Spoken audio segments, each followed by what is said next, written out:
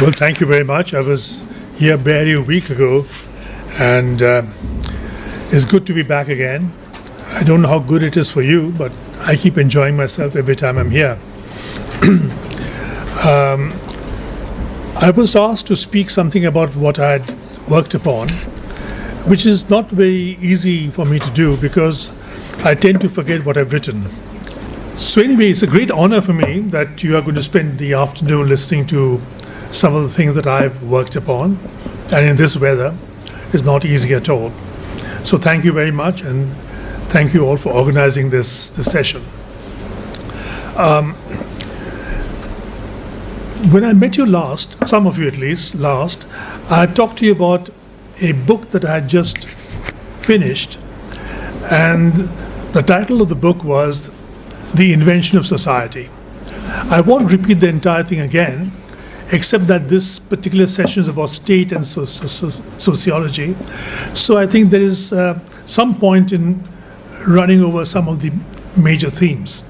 The first thing is this, that if you're going to do social science, you must remember that social science was almost impossible to conduct before democracy came into the picture. There was no social science earlier, and why was there no social science? For good reason. That is, there was no society earlier. What we know as society today, and take it very calmly, as if it were just there, is not really to be taken so casually because society is a very recent invention. And society came into being with democracy. Why is that so? Because with democracy, as you know, people are able to interact with one another across caste, class, stratifications of various kinds, such that what you do and I do impact each other. So democracy is not simply about politics and voting or elections or whatever, but democracy is very much about how we live with one another. That is the most important aspect of democracy. And as I'm never tired of quoting Ambedkar on this, when he said that democracy is not just politics, it is a way of living, an associated way of living of conjoined and communicated experiences. So that is what democracy means. Now, I was just trying to flesh that out a bit, and with the kind of reading that I had done in the past, I thought it was very important to explain what is it that democracy does specifically which other forms of authority were unable to do. And also to emphasize the fact that in democracy, there is a certain challenge that throws up to social sciences, and I'm not very sure if the social sciences have actually measured up to that challenge. Why do I say this? I say this because in almost all the sociological and social theories I've read, including, by the way, political science theories, I find that there is a certain tendency towards examining things as they are and in understanding society in terms of what is. But as we have been through tremendous changes in our own lives, and you will see many more coming up in the future, it is interesting that that aspect of the unknown is not within the grasp of sociological theory. What is within the grasp of sociological theory is what are the value normatives that are extant, existing, and operative in this society? What are the value consensuses available in society? How does society reproduce itself from time to time? It is very important to know that. Talcott Parsons once said that people criticize me for being a conservative, but look, the most important thing in society is that we are sitting on a powder keg, of all kinds of explosive material, and we're sitting on this powder keg, and somehow it doesn't blow us to pieces. Now, why is that so? And he felt it was so because there was value consensus, the normative consensus. We are all very clear about what should be done. And that aspect is shared broadly amongst all of us. Now, if we examine it closely, the point that struck me, because I was also looking at modernity over a long period of time, and I found modernity really, again, like democracy, is a recent construct. And what we see in terms of modernity is not just scientific or technological innovations. I think one of the most dramatic aspects of modernity is not science and tech. Of course it's there.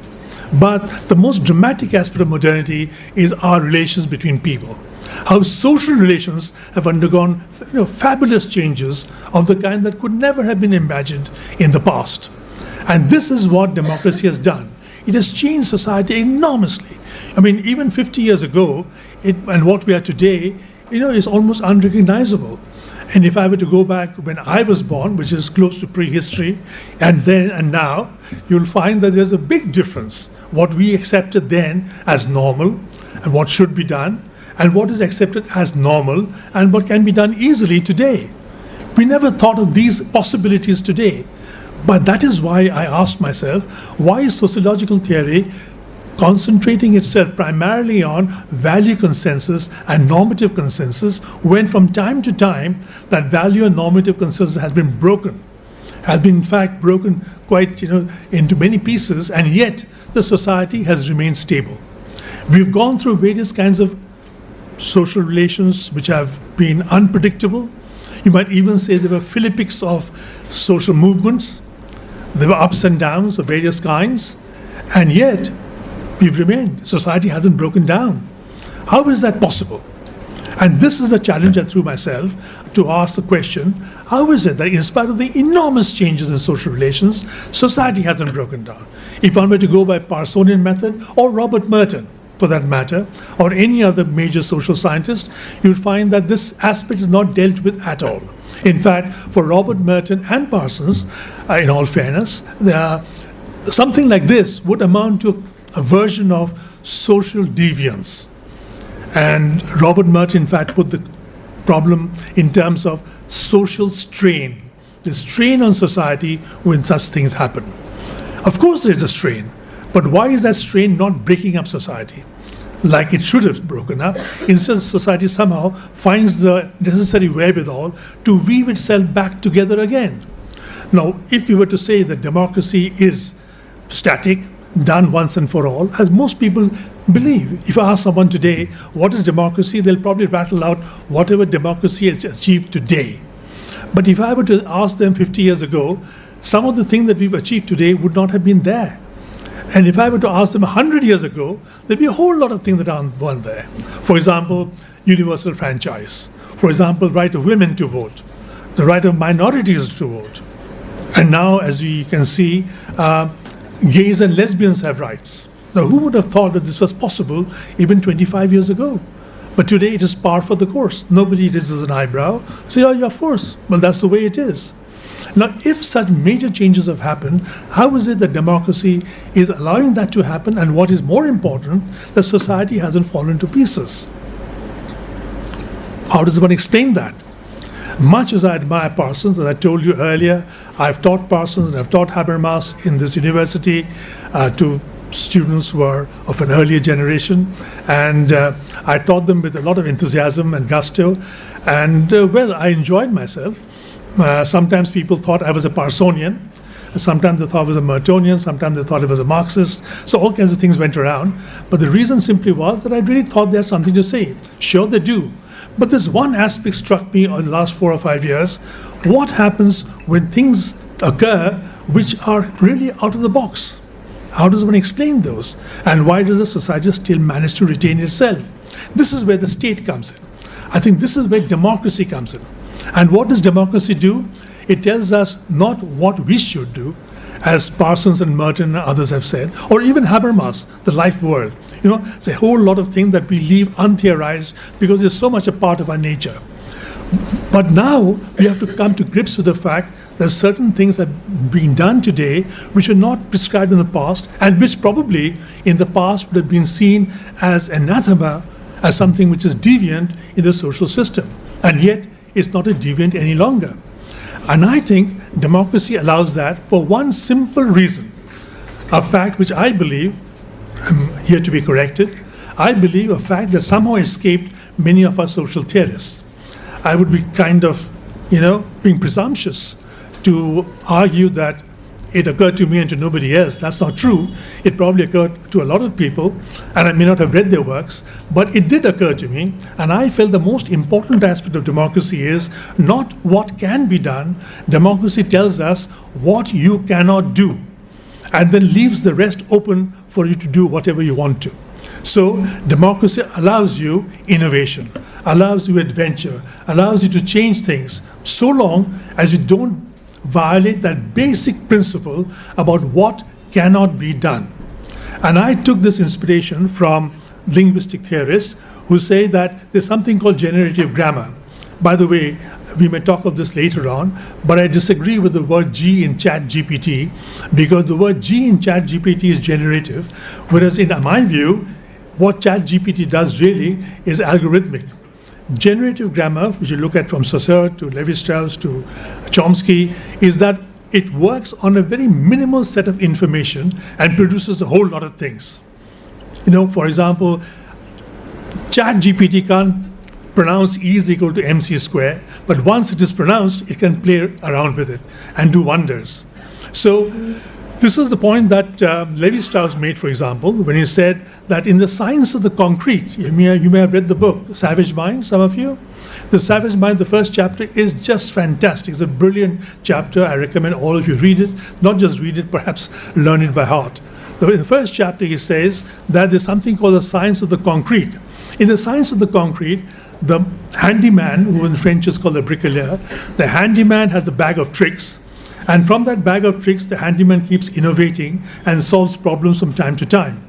It's like a person you might encounter when the old days of motor cars used to fail when it rains like this, and then suddenly somebody would turn up in a bicycle with all kinds of odds and ends, including a rubber band and some screws or whatever, somehow put your car together again so you can drive to the nearest petrol pump for repairs. That's a handyman. And that handyman doesn't make any inventions, but the handyman makes many innovations. The handyman is good at innovating things. So from a bag of tricks, the handyman can innovate a number of things, but it is still limited. Now, what does a scientist do in Levi-Strauss's thinking? The scientist operates from structure to structure, jumps over experiences. And this is something that can be done only by the human mind. And that is where the idea of generative grammar comes in. That is to say that on basis of very simple grammatical principles, a child can construct sentences that nobody has spoken before. And this is completely new. And yet everybody understands it. So on minimal information, a whole lot of new things can be done, whereas in artificial intelligence, you need a lot of information for something to be done. So now I see that if we were to look at linguistic theory and use that idea in democracy, then what does linguistic theory say? You can say whatever you want to, provided you observe the rules of grammar. In other words, there are certain things you cannot say. Once you observe those rules, the world is open. You can write poetry, you can do literature, you can even do sociology, can you imagine? All of that stuff is possible, provided you obey those basic rules of what cannot be done. Likewise in society, I think, there are basic rules that democracy sets out, saying what you cannot do and then leaves the rest open. So you're able to innovate, you're able to do things, and the society and the politics is quite accepting because you have not broken that one fundamental principle rule of what cannot be done. And once you observe that, I think state, democracy and social sciences are all in tandem. They work together in harmony, provided you understand that human beings in modern setup are not going to stand still. I'm not going to say there is a value consensus, there is a life world, and I subscribe to that, and so be it. That is the kind of world that prevailed in pre-democratic situations, when the emphasis was always on what should be done. Which is why in the last time I met you, I mentioned to you that when we talk in terms of what should be done, the prime example of that is snobbery. Snobbery tells you what you should do, and keeps it a secret so nobody else knows. But once you know the secret, then you're in the select club of people who are chartered members of the snobbery club. Now this is what snobbery does, and which is very, very unmodern. Whereas in a modern society, it is not about what should be done, how you should button your coat, how you should have a cup of tea or a cucumber sandwich, but it's all up to you. And this is the opening that democracy provides you, and this is the opening on which sociology functions. In other words, in my view, sociology functions in that gap between what democracy promises and what it has actually fulfilled. There's always a little gap. It's never complete. No democracy is ever complete. Anybody who tells you democracy is complete is a liar. Democracy can never be complete. Democracy is a work in progress, always working, just like modernity. Modernity is work in progress. Democracy wasn't complete in the mid-19th century because people didn't have the right to vote. There were property qualifications. It wasn't complete in 1910 because women didn't have the right to vote. So democracy has been slowly growing over time. It wasn't complete in India even after independence till untouchability was removed. It wasn't complete in India even 5 years after independence till the Hindu Marriage Act came in and women had certain respectable position in society. Now, these were things that have happened over time, and each of these were very, very contentious. And people thought, if women have the right to vote, if marriages can end in divorce, the family will break apart and there'll be no semblance of society anymore. And some of these people who argued this point of view were very important members of the party, of the freedom movement. And yet, it was pressed by certain other political leaders. It happened, and we are the better for it. We haven't suffered. Our society has become richer. So with each step in this transition, as we move ahead, we don't lose out. We get stronger. I think this is what democracy does, and this is what democracy does because it produces a society. And this is exactly why I quoted Ambedkar to you earlier. Do not think democracy is something which is just politics. You know, as a very close friend and savant of social sciences told me once that who told you that democracy was easy? Democracy isn't easy. It's the hardest job in the world. And I played with that over time. I've written 3 books probably with that in my mind. And I found that democracy isn't easy because democracy is like a delicate plant. Or shall we say, it's like a piece of porcelain, which is very delicate, very beautiful, but if it falls, it breaks, you can't put it together again. Democracy is not like a chunk of wood or a block of stone, which you can roll over and nothing will happen. That is what monarchy is. That is what theocracy is. But democracy is different, which is why it has to be looked after all the time. You take your eyes off the ball, and something wrong will happen. You're constantly on guard in democracy because democracy allows you to do things that nobody was allowed to do earlier and gives you full rights to do it, which is a reason I think that society is a recent invention, social science is a recent invention, and therefore social science doesn't have a history of persecution like the sciences have. It doesn't have a history of persecution because there was no society earlier. So there was no persecution earlier. In fact, if we look at the works of Saint-Simon, Montesquieu, even Condorcet, you'll find that they don't talk about persecution because nothing happened. Who faced persecution? Galileo faced persecution, right? Gardino Bruno faced persecution. That level in sciences. But in social sciences, nothing. Because there was no social science, because there was no society. And because there was no society, there was no persecution. And aren't we lucky that social science has a shallow history? I think that's something we should be really happy about instead of complaining. Many people, when they talk about social science, origin of sociology, origin of political science, you'll find they're going back in time, keep going back and back, and you find nothing. They'll get hold of some religious manuscript that is indecipherable, or somebody who wrote something way back. The Thomists said something, they said something. They don't matter because whatever they said has no relevance to society today. You have to be very careful when you go back in history because history is of no relevance in understanding contemporary sociology. And contemporary society is a brand new construction.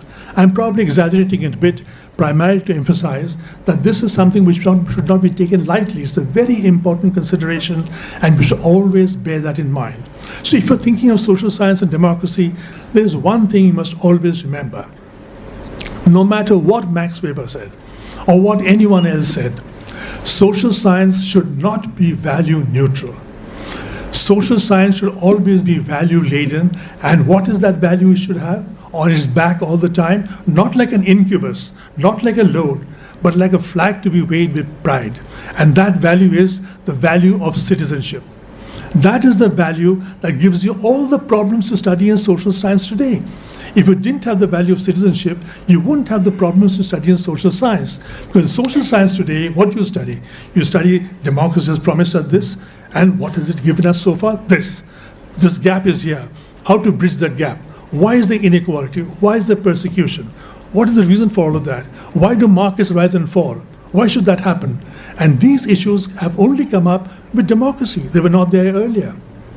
It is possible, however, that there'll be somebody who will do a sociology in a non-democratic society. And when that person does sociology over there, it is simply because that person is aware of what democracy can do and has had a glimpse of this other society, and is that knowledge this person is bringing to bear upon other societies. But in essence, without democracy, you cannot have sociology. Now let's move on to the next theme, which is, I think, related to this, and that is this. That in democracy, because as Ambedkar said, conjoint and communicable experiences, that's what democracy is, not just politics, but a form of living. Therefore, in democracy, you have something which is very significant, intersubjectivity. Now, what does intersubjectivity mean? It was never there in the past. In the past, when I said that, I think about you, I feel for you, it was rather a question of benevolence. I'm benevolent. And I'm thinking about you, look how nice I am. In fact, the Quakers, have you heard of the Quakers? It's a Christian sect. The Quakers said something which I really liked. The Quakers said, don't do too much good because it puffs up your ego. Hold it. If you think you're doing too much good, stop right there. Because it's not good for anybody, least of all for you, because you tend to become egotistic. We see that with many NGOs today.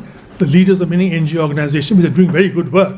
But you see, they hold on to the organizations for life. They can't get over it because their identity is so closely meshed with the NGO that they're working for. And why is that so? Because in countries where democracy is incomplete in a big way, you find huge gaps in societies. And that is when Mahatmas come into the picture.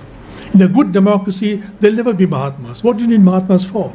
Mahatmas come into being simply because there's a huge gap. It revolts people aesthetically and empirically, which is why you have Mahatmas who are trying to fill that gap desperately, not knowing what else to do. If citizenship were in full flow, you wouldn't need that to be done. Which is why I say that there's one value you must hang on to. Not that value neutrality, which is very simplistic and jejune, in fact. Of course, you shouldn't carry your private interest into social sciences. You shouldn't be casteist. You shouldn't have your ascriptive identities bear upon your social science. But these are very minor things. The most important thing is that you must bear a value. And that value is that of citizenship, without which you cannot do social science. Even the basic problems in social science will never strike you.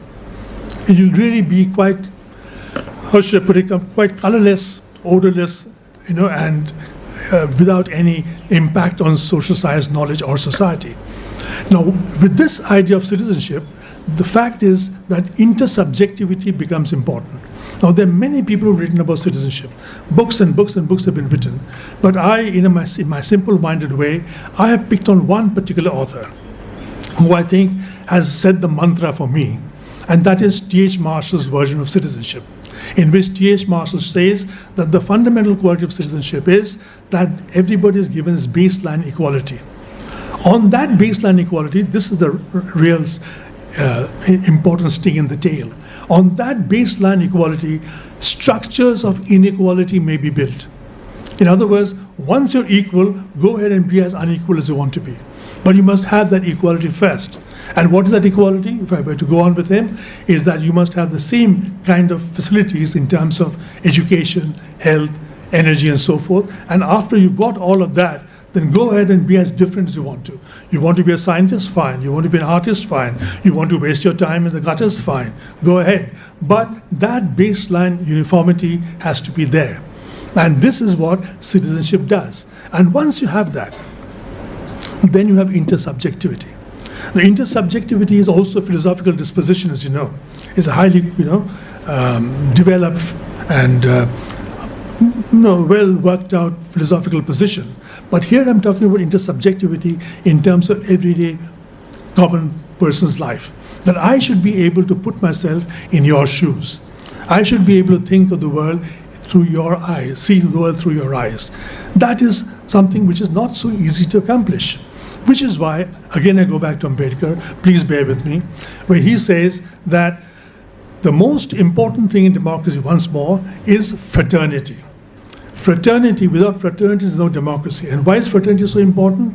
And why is fraternity the most delicate aspect of democracy? Because to put yourself in the other person's shoes, to see yourself through the other person's eyes, is something that goes against basic human nature. Human nature wants to see people differently all the time. And I have done a fair amount of anthropology, and I can tell you this, whether you're a Stone Age, whether you're a hunter-gatherer, whether you're in the Middle Kingdom, or in Hindu India, or in America, one thing is common everywhere. People tend to differentiate themselves from others. We are better than them. For example, the Kachins will say, the Shans are there, but Shans are not good enough. They're not quite evolved. They probably have a tail that they're hiding. Then there are people who are hunter-gatherers who think the others are not good enough at all. Hunter-gatherers, by the way. They're not developed civilizations. But everywhere, this is one anthropological failing, that human beings always tend to see themselves as different from the others. Let me go to Levi-Strauss's totemism. In totemism, what Levi-Strauss says is that social differences, we human beings tend to naturalize them.